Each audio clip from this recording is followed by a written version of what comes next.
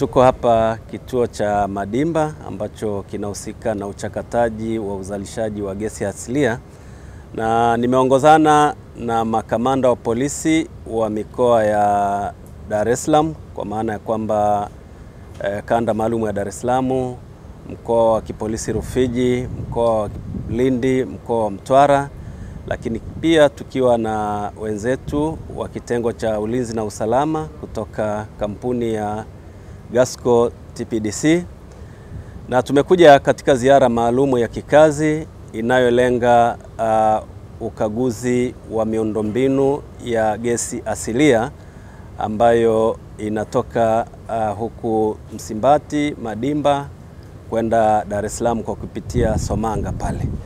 Ya Jeshi la Polisi Tanzania tuna makubaliano ya ushirikiano ya kutoa ulinzi mahususi na kampuni ya Gasco TPDC. Kwa hiyo ziara hii ni utekelezaji wa takwa la makubaliano ambapo yanatutaka kila mwaka kufanya ziara ya ukaguzi wa miundombinu hiyo ya gesi asilia kutoka hapa Msimbati, Madimba, Somanga na kuelekea Dar es Salaam, lakini vivyo hivyo inayotoka Songosongo pale Somanga kwenda Dar es Salaam Kinyerezi. Kwa hiyo ni kuona kwamba hali ya usalama ikoje katika miundombinu hiyo, kwa sababu gesi asilia ambayo imepita katika maeneo hayo, ni wajibu wetu kama jeshi la polisi pia kuhakikisha usalama wa miundombinu hiyo inakuwa iko katika hali ya usalama wa kutosha.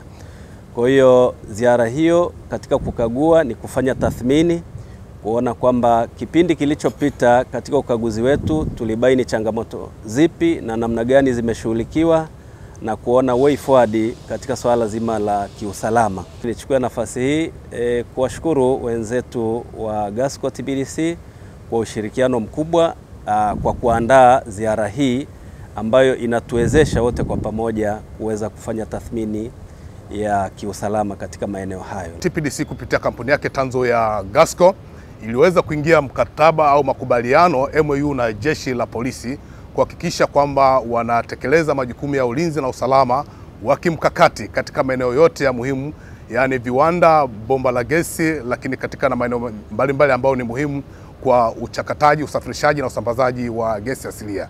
Lakini pamoja na hayo pia tunashirikiana na serikali kwa ujumla yake katika ngazi ya mkoa, lakini hata ngazi ya kitaifa, wilaya. Wote ni wadau katika usalama wa miundombinu ya gesi asilia. Vijiji pia kadhalika tumeweza kuingia navyo mkataba, vinatusaidia kutoa ulinzi na kufanya usafi katika maeneo yao husika. Lakini hii pia imesaidia kujenga urafiki wa jamii husika ambao unasaidia kutoa taarifa mbalimbali za kiusalama, au kuona kama kuna hitilafu yote katika miundombinu ya gesi asili inapotokea, basi hawa wenzetu wanaweza kutoa taarifa ya mara kwa mara. Lakini pia nipende kulipongeza jeshi la polisi kwa kipindi tangia tumeingia nao makubaliano.